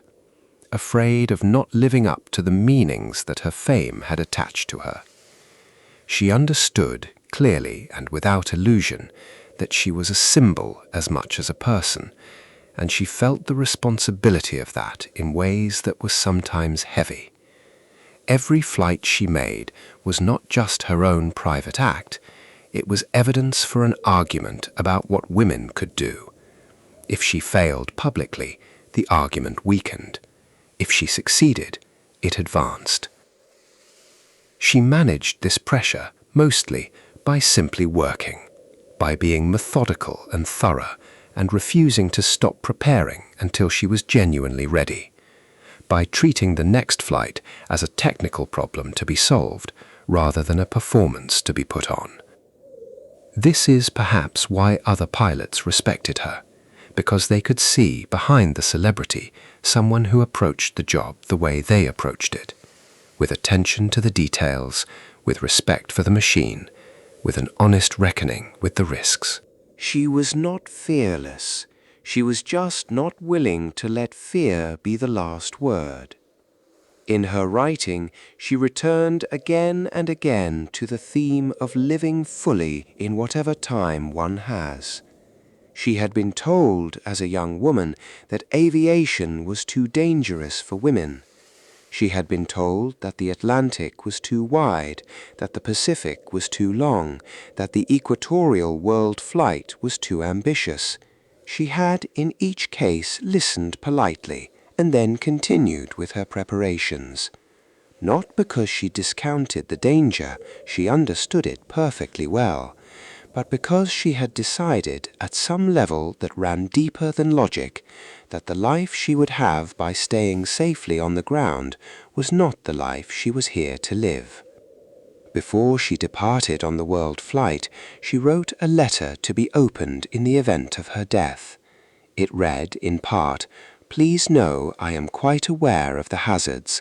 I want to do it because I want to do it. Women must try to do things as men have tried. When they fail, their failure must be but a challenge to others." She did not plan to fail. She planned with everything she had to make it home. But she wrote the letter anyway, because she was the kind of person who looked at the hard possibility directly and said what needed to be said about it, so that there would be nothing left unsaid if the worst happened. We don't know precisely when or how the worst happened. The Pacific keeps its silence. But the letter was there, and the words in it have outlasted everything else about that July morning, drifting through the decades like a message in a bottle that finally washed ashore. Section 15. What she left behind. Legacy and inspiration. The measure of a life is not simply in what the person accomplished while they were living it. It is also in what continues after. What grows in the soil that someone turned over. What changes because of the path they walked, even when the path ended earlier than anyone expected. Amelia Earhart left behind an extraordinary amount of continuing life. The 99s, the organization she helped found in 1929, is still active today. It has members in more than 40 countries, tens of thousands of licensed women pilots, united by the mission she articulated nearly a century ago, to advance women in aviation and to support one another in doing so.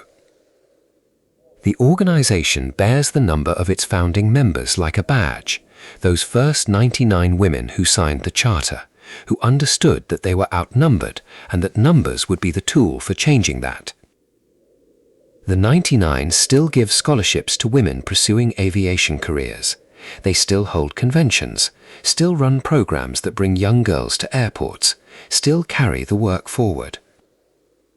National Amelia Earhart Day is observed on July 24, her birthday, as a recognition of her contributions to aviation and to the broader project of expanding what women are understood to be capable of.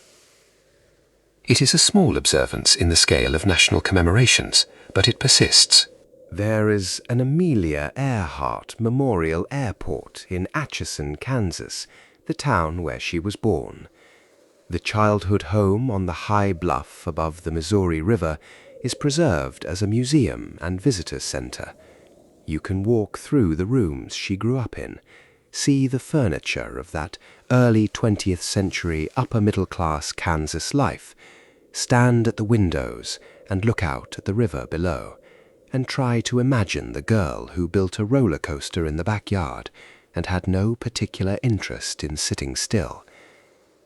Her books, 20 Hours, 40 Minutes, her account of the 1928 transatlantic passage, and The Fun of It, written after the 1932 solo crossing, and Last Flight, assembled posthumously from her dispatches during the world flight, have remained continuously in print. They read, even now, with a freshness and directness that transcends the era. She had an easy, unpretentious prose style, the kind that looks effortless and is anything but. There have been films, many of them, documentaries, dramatizations, speculative investigations. There have been novels imagining what might have happened on Mikamororo, novels imagining the Japanese capture, novels simply giving Earhart a private inner life that the historical record doesn't provide. She has become, in the way that very few historical figures become, a kind of canvas, a space onto which people project their own questions about courage and freedom and the limits of what's possible. What is most interesting and most moving about her legacy is not the mythology. It is the simpler fact that her example worked.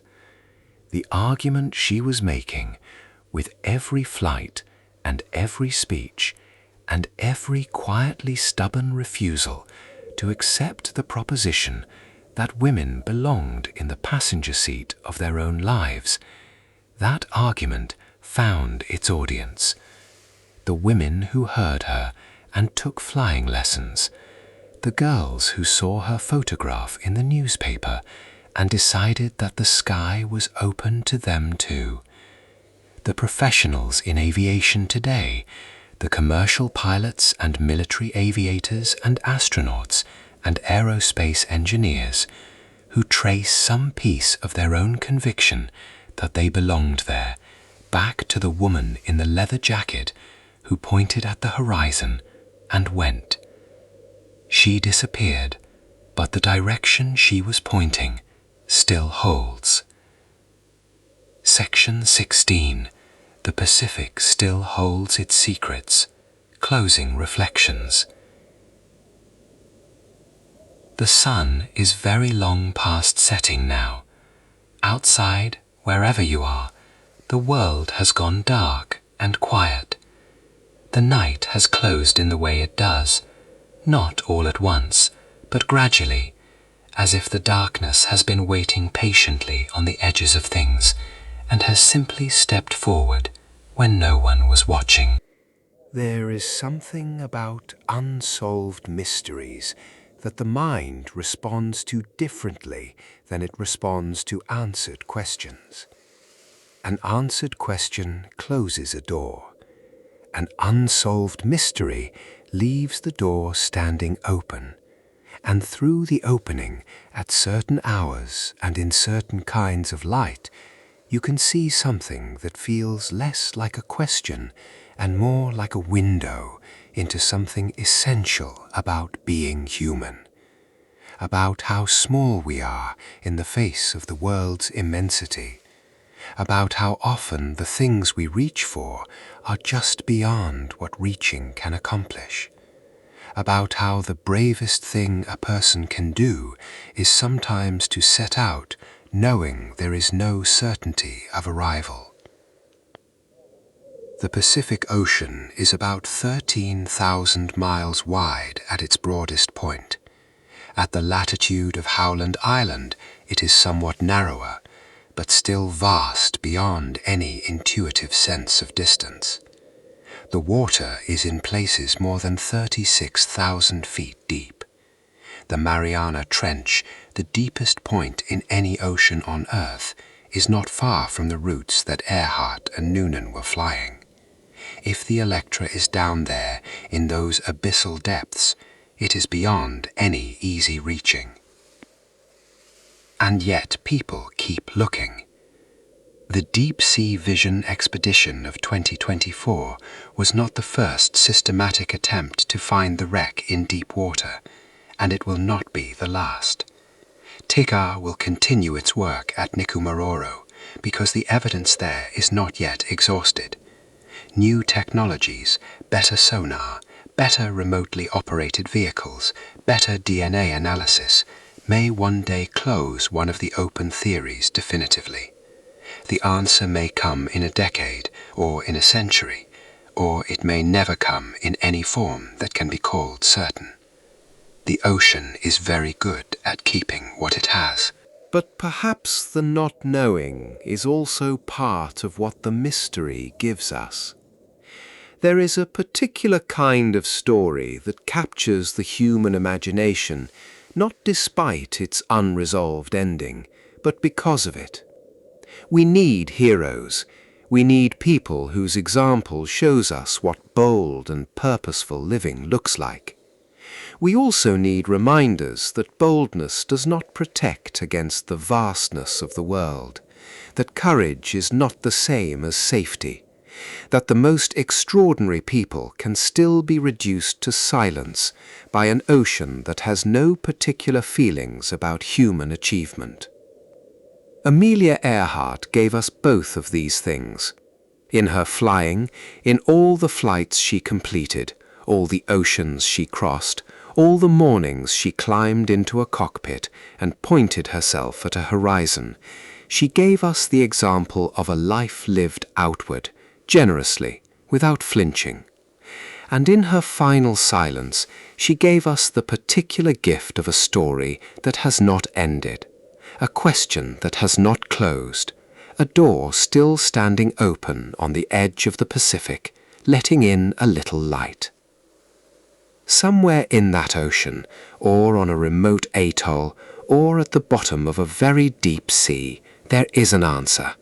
The bones or the wreckage or the instruments that would tell us at last what happened on that July morning when the radio went quiet and the ships could not find her.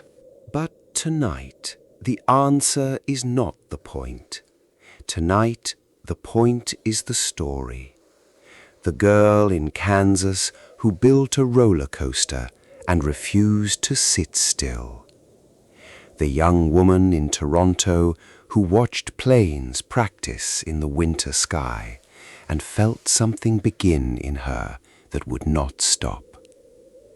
The pilot who crossed the Atlantic alone, and then the Pacific alone, and then pointed herself at the longest route around the earth and said simply, "I want to do this." The Pacific rolls on. The stars move overhead in their slow, ancient rotation, and somewhere beneath them, under all those miles of dark water, under the weight of all those unanswered decades, the mystery holds, quiet, patient, still waiting for whoever comes looking next. Let yourself rest now. Let the weight of the day go the way the light went earlier, gradually, without resistance. You do not need to carry anything into sleep. The questions will still be there in the morning, and so will the ocean, and so will the story of a woman who flew as far as the sky allowed and left us all looking up. Drift softly. The night is wide and calm.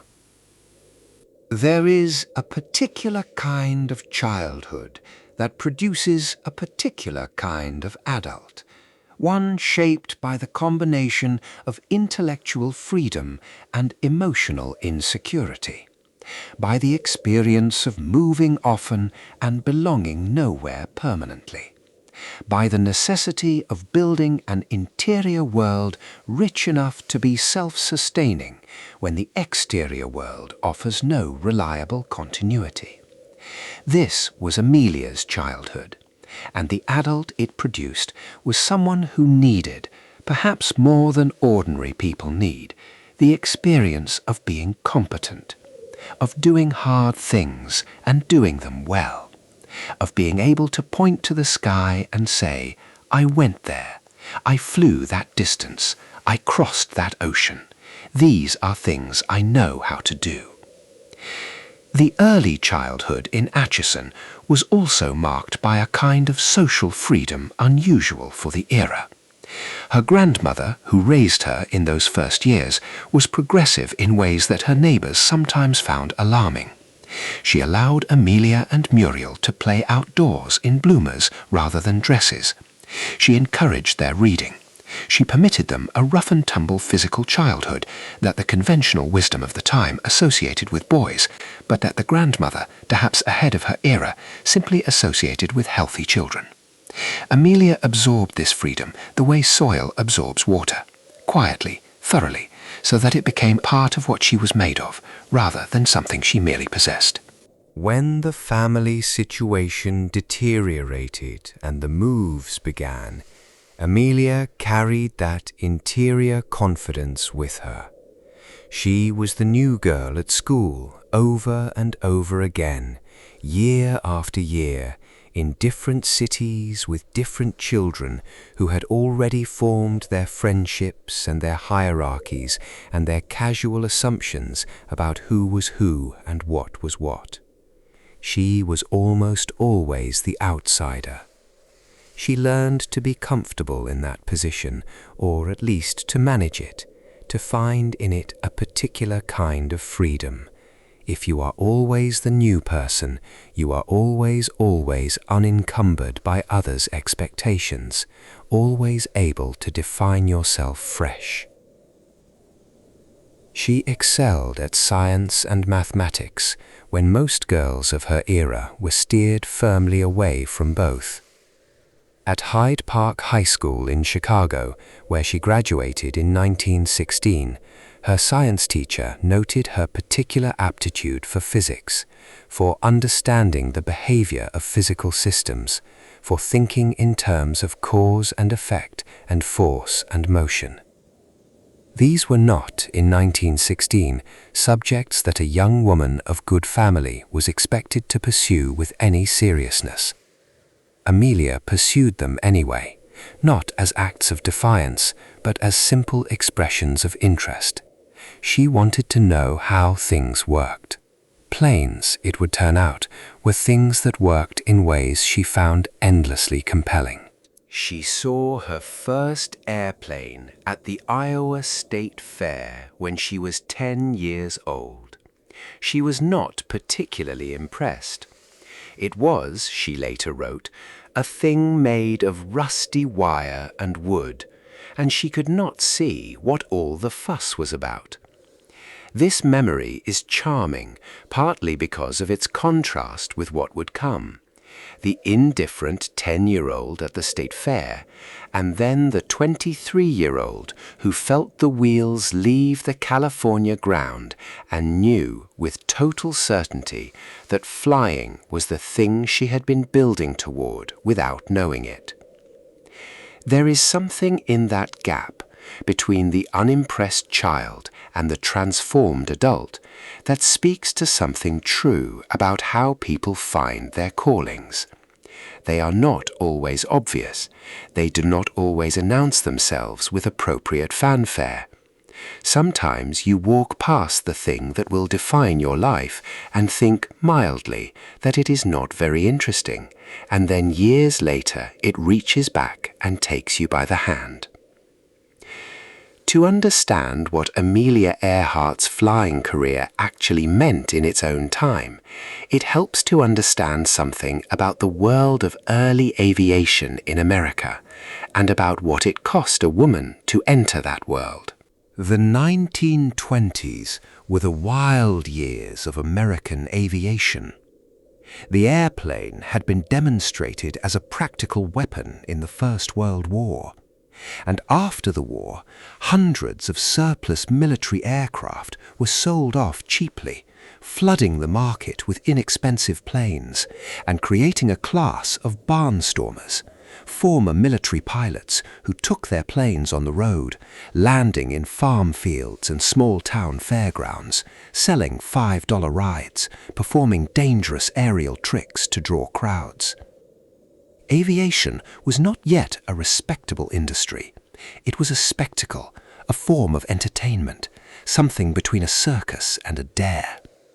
The people who flew were viewed, not unreasonably, as individuals with a particular relationship with death that the rest of the population preferred to observe from a safe distance.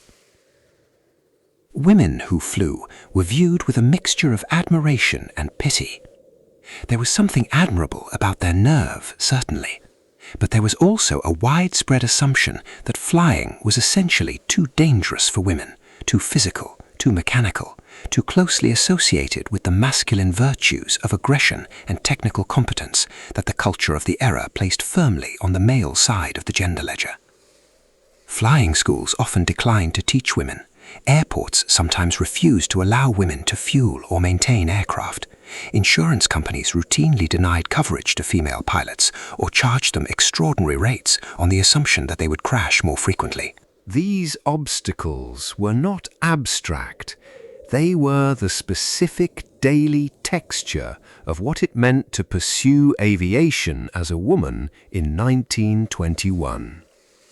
Amelia encountered them at every stage. When she began taking lessons from Nita Snook, one of the reasons she chose Snook was that most male flight instructors either refused to teach women or were so uncomfortable with the arrangement that the lessons were useless.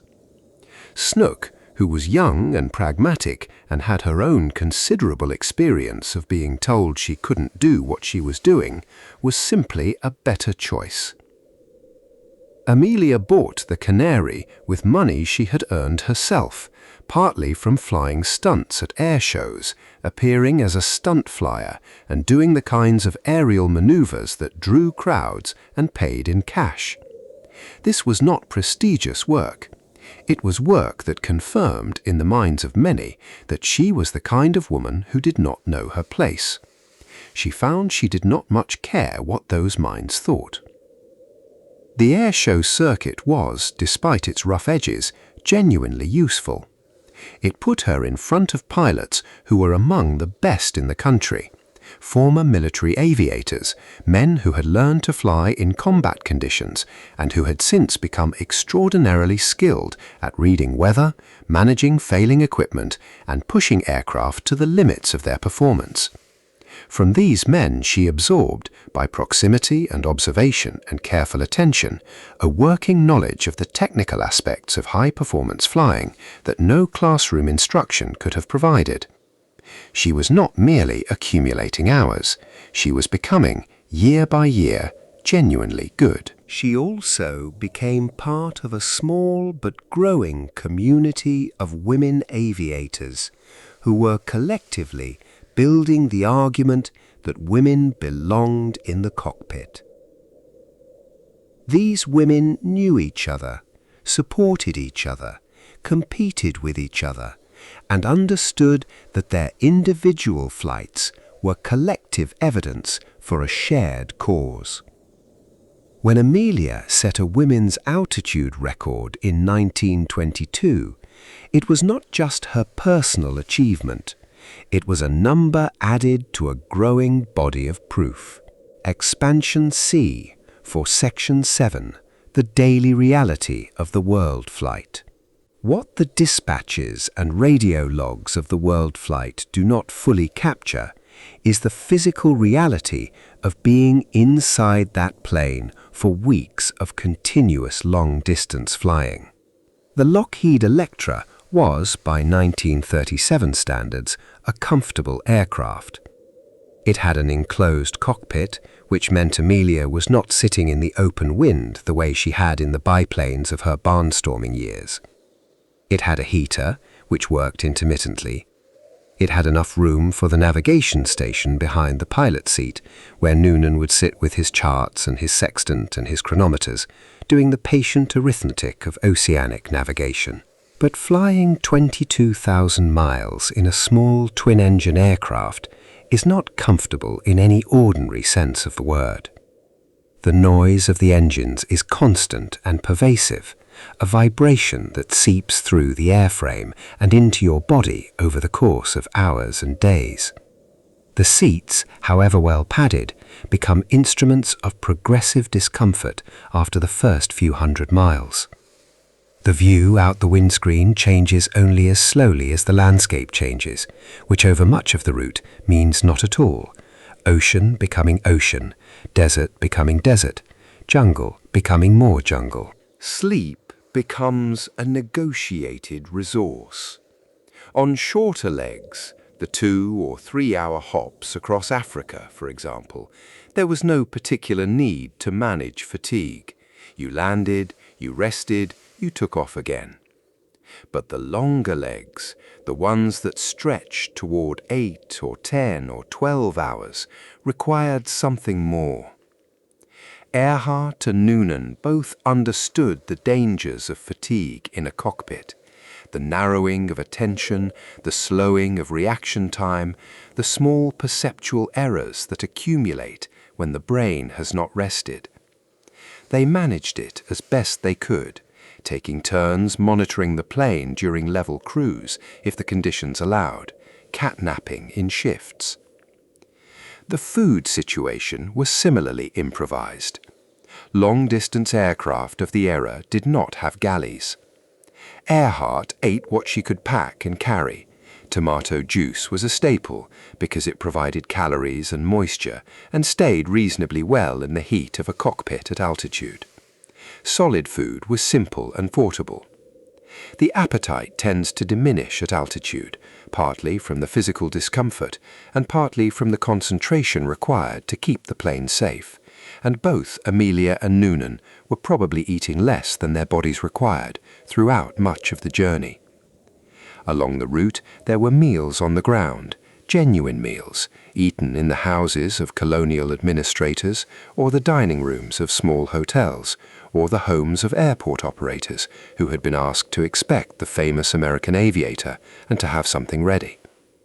These meals are mentioned with particular warmth in Amelia's dispatches. The chicken stew in Karachi, the fish in Rangoon, the moment in India when someone produced a cold drink and the world briefly seemed entirely manageable. She was, throughout this journey, carrying her own awareness of what she was about to face. The world flight was not only the flights she had already made, it was the one still ahead, the Pacific. She had crossed it before, solo, from Hawaii to Oakland.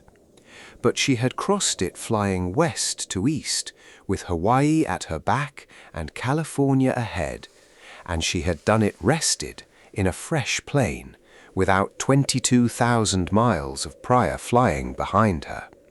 The final crossing would be different. She knew this. The knowledge was part of what she was carrying on every leg of the journey, a kind of quiet weight beneath the more immediate weight of the flying itself. Expansion D for Section 9, the human scale of the search. There were 250,000 square miles of ocean to be searched. Let that number sit for a moment. 250,000 square miles. To give that a sense of scale, the entire continental United States is about 3 million square miles. The search area was roughly 1/12 the size of the country. Except that it was not land, it was open ocean, with no visible features except water in every direction, and the object being sought was a small plane, probably on the surface at first, probably sinking within hours. The 16 ships involved in the search included battleships and destroyers and transport vessels.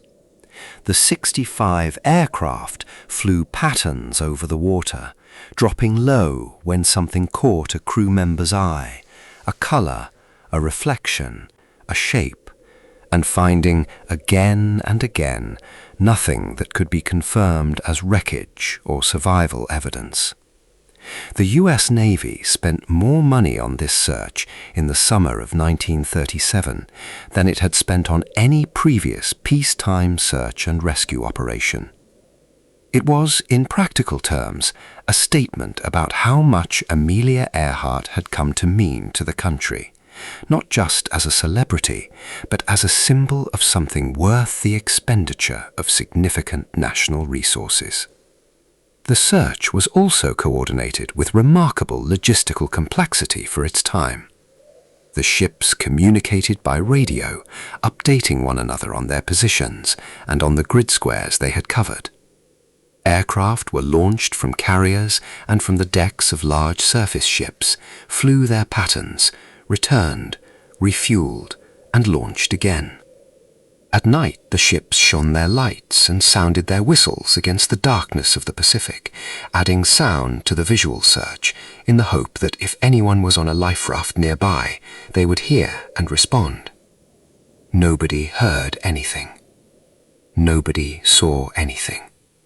The ocean in those July days offered no clue at all. What the Navy crew members remembered in later interviews was the strange quality of searching for someone who was not there, the way hope and futility moved together in those conditions, how every white-capped wave looks like a flare for a moment before it doesn't, how the eye begins to see things in the featureless water simply because it is looking so hard.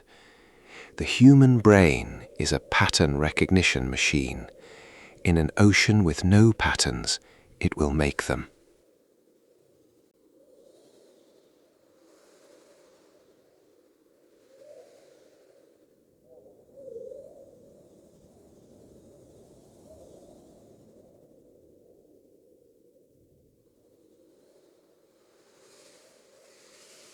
Amelia Earhart's relationship with George Putnam is, in its way, as interesting and as unconventional as anything else about her.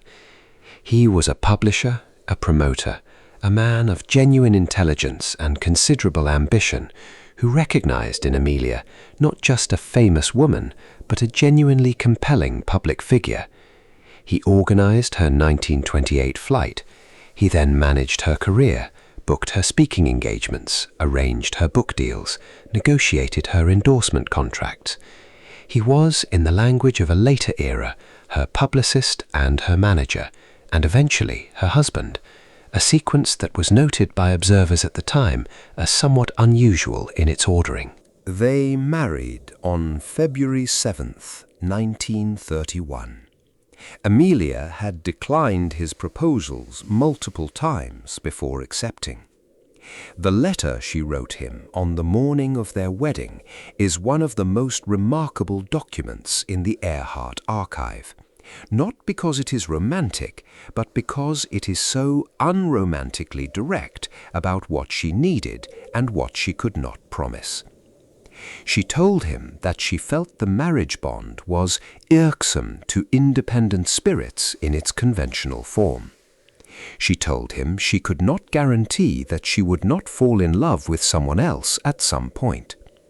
She told him that if they found themselves unhappy, they should be free to separate without judgment. She asked him to accept these terms or to release her from the arrangement. He accepted them. By most accounts, the marriage worked reasonably well within those unusual parameters. George was devoted to her, proud of her, and consistently supportive of her ambitions, even when those ambitions placed her in mortal danger on a regular basis. Amelia spoke of him with respect and real warmth. They were not the most conventional of married couples, but they were functional partners in a life that was anything but conventional. Her writing voice was one of her great gifts. She had the rare quality of seeming, on the page, to speak directly to the reader, not performing, not being careful with image, just talking. Her prose had the same quality as the best conversation, easy, specific, occasionally funny, capable of turning suddenly serious without warning and then turning back. In The Fun of It, she described her 1932 solar Atlantic crossing with a matter-of-fact clarity that makes the danger of the thing feel more real, not less, because it is not dramatized. She broke it down into practical problems, the icing, the fuel leak, the failed altimeter, and described her responses to each one with the calm of someone describing solutions to a crossword puzzle. And then, at the end, the almost anticlimactic landing in the Irish field, and the farmer running toward her, and the question about London, and the slight implausibility of still being alive. She wrote a column for newspapers. She gave lectures across the country, and audiences consistently reported that her speaking was the equal of her writing, direct, unpretentious, capable of making the extraordinary seem both accessible and genuinely remarkable at once. She talked about flying the way the best teachers talk about their subjects, as though the thing itself is interesting enough that no embellishment is required, as though the honest description of the experience will do the work better than any exaggeration could. She was also, in private, a woman who worried. The letters she sent to her mother from along the route of the world flight are full of small anxieties about the plane's performance, about the weather ahead, about whether the arrangements at the next stop had been properly confirmed. She checked and rechecked. She asked questions that other pilots might have left to their support staff. She wanted to understand every element of the preparation, not because she distrusted others, but because understanding was her way of managing the fear. She knew the world flight was dangerous. She knew that the Leh to Howland leg was the part most likely to go wrong. And she went anyway, because going was who she was, and because she could not have written the letter she wrote before she left, "I want to do it because I want to do it," if she had not meant every word of it.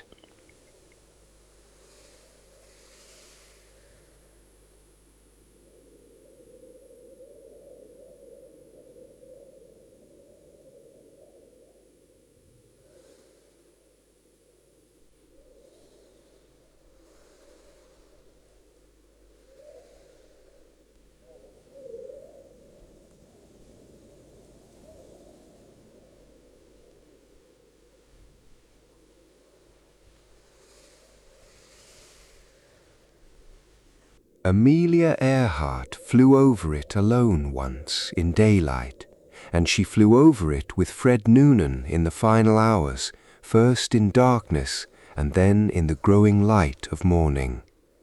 What she saw, those who knew her flying well suggested, was probably both beautiful and terrifying, and deeply familiar. The combination of wonder and vertigo that she had described from other long oceanic flights. The way the water at altitude looks more like a floor than a sea. The way the horizon seems to curve very slightly on the clearest days, as though the earth is obligingly curving to meet your line of sight. She would have watched the stars for much of those 18 hours, not casually, the way passengers watch out windows, but with attention, tracking them, noting their positions, checking them against Noonan's calculations, using them as a kind of ongoing confirmation of where they were and where they were going. Celestial navigation, when done well, is a form of sustained meditation, a long, slow conversation between the navigator and the sky, mediated by the sextant and the chronometer and the tables of astronomical data that translate star angles into position lines. Noonan was having that conversation through the night while Amelia held the plane on course, and for a while, for most of those 18 hours, the conversation was probably going well. At some point, it stopped going well. The stars gave way to clouds as they neared the area around Howland. The visual reference points disappeared. The radio direction finding that was supposed to bridge the gap between celestial navigation and the island did not work as it should have. And the island was small, and the ocean was large, and the fuel was finite, and the morning light that should have made the island findable instead illuminated nothing but an empty horizon. We do not know what Amelia was thinking in those final minutes. We have the radio transmissions, we have the voice that the Itasca crew heard, urgent but controlled, the voice of someone who is working the problem, who has not given up, who is still trying every option available. That voice tells us something important. It tells us she was fully present, fully engaged, doing everything she knew how to do. She was not panicking, she was flying. And then she was not. The mystery of Amelia Earhart endures not because the facts are so dramatic, though they are, and not because the theories are so entertaining, though they are. It endures because the woman at the center of it was so completely, so entirely herself. She was not a symbol who happened to fly. She was a pilot who happened to become a symbol.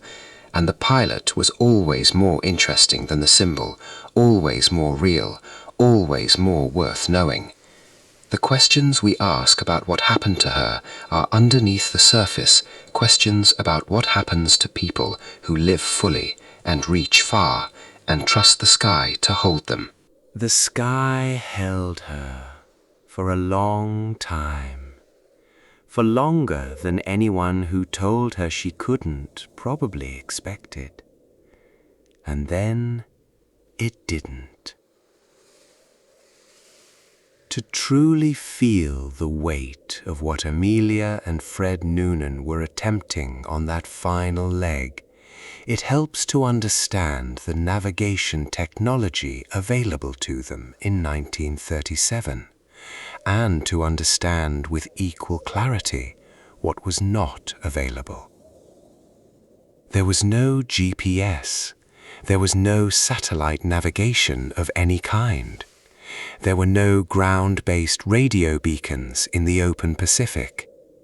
There were no radar altimeters, no terrain awareness systems, no digital flight computers that could continuously calculate position based on multiple inputs.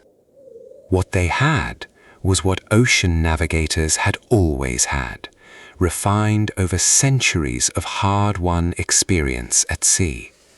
A sextant, a chronometer, a collection of published astronomical tables, and the practiced skill to use all three. Celestial navigation works, when it works, with remarkable accuracy. A skilled navigator taking multiple sites over a period of hours can determine their position to within a few miles. But there are assumptions built into that accuracy. One is that the sky is clear enough to see the celestial bodies being measured. Another is that the chronometer is accurate. Even a few seconds of error translates at speed into miles of positional uncertainty. A third is that the navigator has had sufficient time to take enough sights and reduce them through the necessary calculations to build up a reliable picture of position. And a fourth, most subtle, is that wind and current data for the region are accurate, because the navigator must correct for the drift these introduce into the plane's actual ground track. On the final leg, all four of these assumptions were under pressure. Cloud cover near Howland limited the availability of celestial sights in the final hours. The wind aloft had behaved differently than forecast, subtle variations from predicted patterns that, multiplied over 18 hours of flight, could shift their actual position by tens of miles from the calculated one. The chronometers were accurate, but even excellent chronometers accumulate small errors. And Noonan was working these calculations after having been awake for most of an 18-hour flight in a noisy cockpit under the particular mental pressure of someone who knows exactly how much depends on getting the answer right. The Itasca was equipped with a radio direction finder, a device that could, when a sufficiently long transmission was received, determine the compass bearing from which the signal was coming. This was meant to provide a supplemental navigation aid as the plane approached. Earhart would transmit, the Itasca would get a bearing, and could then either give her a course correction or at least confirm that she was north or south of the island. But this system required Earhart to transmit on the correct frequency for a sustained period, at least 30 to 60 seconds, and the records suggest her transmissions were too brief for the direction finder to lock on. Why were they brief? There are several theories. One is that she did not fully understand the radio direction finding procedure and did not know that longer transmissions were needed. Another is that she was on a frequency that the Itasca's direction finder could not use effectively. A third, more troubling possibility is that the trailing wire antenna, the long wire deployed from the plane to improve directionality, had been left behind or removed before departure from Leh, which would have significantly degraded the radio system's performance. The aircraft's own radio compass, a device that could home in on an external transmitter, required a compatible signal from the Itasca. There were frequency mismatches and schedule confusions between the Itasca and the Earhart team that had accumulated during the months of planning. Small miscommunications that nobody had resolved before the final flight began. The Itasca was transmitting on frequencies that Earhart either couldn't receive well or wasn't monitoring at the critical moments. So two pieces of technology that should have worked together as a bridge between the navigator's celestial calculations and the final visual identification of the island did not work. They ran alongside each other without connecting. The Itasca heard Earhart. Earhart apparently could not hear the Itasca. Each was transmitting into a silence that the other could not break. When Earhart said in that final transmission that she was on the line of position 157337 and running north and south, she was describing a reasonable emergency procedure. If you know you are somewhere on a particular line, but you don't know exactly where on that line, you fly along the line, north and south, hoping to pass over the destination that you know is somewhere on it. It is what any competent pilot would do in those circumstances. It is evidence of clear thinking, not panic. But Howland Island is only 1.5 miles long. A plane flying north and south along a line that passes through Howland could pass within 1 mile or 2 of the island and in scattered cloud cover with a low sun angle, never see it. The reef breaks the ocean surface, but not dramatically. There are no trees. There is no elevation to speak of. The island does not announce itself. 16 ships, 65 aircraft, and $4 million failed to find them afterward. It is not difficult in that light to understand how they failed to find a 1.5 mile strip of coral from the air, with fuel running down to the last minutes.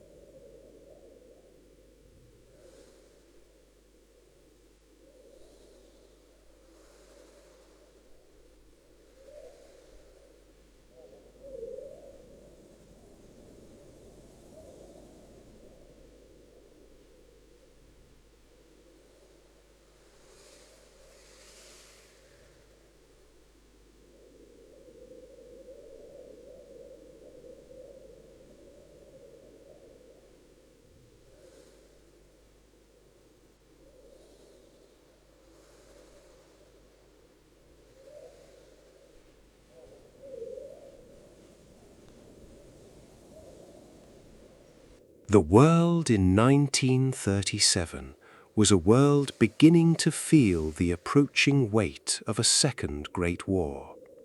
In Europe, Germany under Adolf Hitler was rearming and expanding, having moved troops into the Rhineland the previous year and signing agreements with Italy and Japan that were creating the alliance structure that would 2 years later plunge the continent into catastrophe. In Asia, Japan had been at war with China in various degrees since 1931, and in July of 1937, the very month of Earhart's disappearance, the Marco Polo Bridge incident would trigger a full-scale Japanese invasion of China that would kill millions before it was done. Americans in the summer of 1937 were watching these developments with a mixture of horror and distance. The isolationist sentiment was strong. The memory of American casualties in the First World War was still fresh enough 20 years on to make another European entanglement deeply unpopular. But the news from abroad was too urgent to ignore, and the sense of a world sliding to catastrophe was present in the air of 1937 in a way that coloured everything. Into this world, Amelia Earhart's world flight arrived as something else, something lighter and brighter and more hopeful. A woman in a plane, flying around the world at the equator, sending back dispatches about rice paddies in Burma and the red dust of the Sahara, and the particular quality of the light over the Indian Ocean at dawn. Her flight was a reminder, in a dark time, that the world was also a place of genuine beauty and strangeness and adventure, and that some of what people were capable of was magnificent. The public followed her with an intensity that, in today's era of continuous media, might be hard to fully appreciate. There were no live streams, no continuous social media updates. There were radio bulletins when she landed at major stops. There were newspaper front pages the morning after significant events. People gathered around radios to hear the reports, and then went to work talking about where she was and how the plane was doing. Her progress around the world was, for 6 weeks in the spring and early summer of 1937, a shared national story, a thread of lightness running through the more anxious fabric of the news. When she disappeared, the loss was felt at that same collective level. It was not just the loss of a famous person.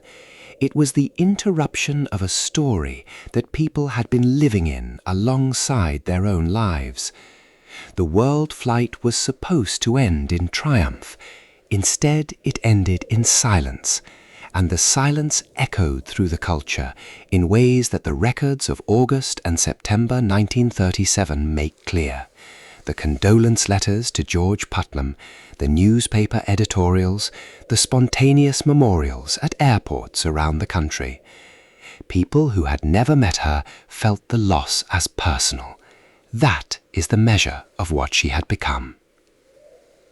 Closing note on mysteries and sleep. There is, finally, something fitting about a mystery like this one becoming a story told in the dark to people drifting towards sleep. Because sleep is itself a kind of mystery, a daily disappearance, a crossing of a threshold into somewhere else, somewhere the waking mind cannot follow. Every night we go there. Every morning we come back. Most of the time, we remember very little of where we were. Amelia Earhart crossed a threshold from which she did not come back. And yet, in the strange accounting of human memory and meaning, she is more present now, in the books, in the organizations she founded, in the pilots who carry something of her example into the cockpit, than many people who lived out their full span and died quietly in their beds. The mystery is not a tragedy dressed up as a puzzle. It is simply the honest shape of a life that went out further than the world could follow. She flew to the edge of what could be known and passed beyond it. And we, who are still here, still talking about her nearly 90 years later, are still flying in her wake. Let that thought carry you gently now, down into the warmth of sleep. The ocean rolls on in the dark. The stars turn overhead. Somewhere out there, at the edge of what could be known, a small plane climbs into a Pacific dawn, and the pilot at the controls looks straight ahead and does not look back, and flies. If this kind of slow, quiet history is something you look forward to at the end of your day, please consider subscribing to Heyo Boring History for Sleep. We are working our way towards 1,000 subscribers, our first real milestone, and every single one of you matters to that count. If you have it in you before sleep takes you, a like on this video, a comment telling me where you're listening from and what time it is on your clock, or just a little encouragement sent into the comment section. Any of it helps more than you know. This channel is built entirely for the quiet hours, for the minds that find history soothing and the world a little easier to face after a long, gentle story told in the dark. Thank you for being here. Sleep well, wherever you are.